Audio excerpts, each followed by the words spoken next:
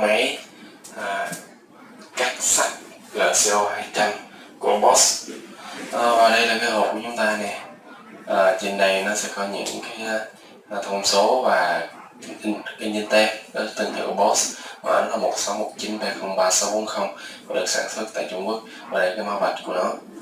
Và bây giờ mình sẽ mở cái hộp ra cho mình xem bánh răng nó như thế nào. Vì đây là miếng sắt 3-5 rất là lớn nên bánh răng nó rất là khủng bố, rất bình thường. Đây là cái bánh răng vừa có trục ở trong đây luôn. Đây, các xem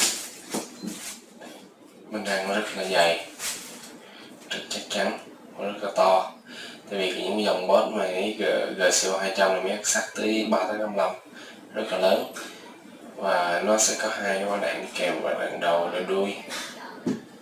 Đây, hai quả đạn giữa này nè.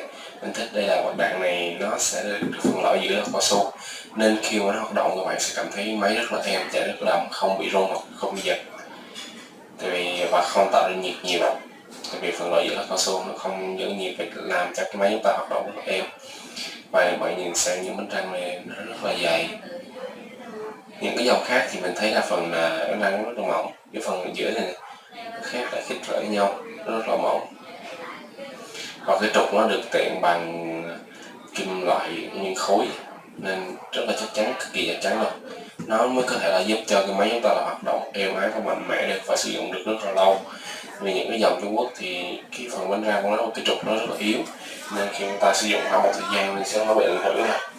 Thì mình đã vừa giới thiệu với các bạn về cái bánh răng và trục của cái máy GCO-200 ấy, cưa máy cắt sắt 3-5. Cảm ơn các bạn đã xem video. Nếu mà thích bạn hãy nhấn subscribe với like kênh của mình để có thể cập nhật liên tục những video của mình. Cảm ơn các bạn, xin chào các bạn.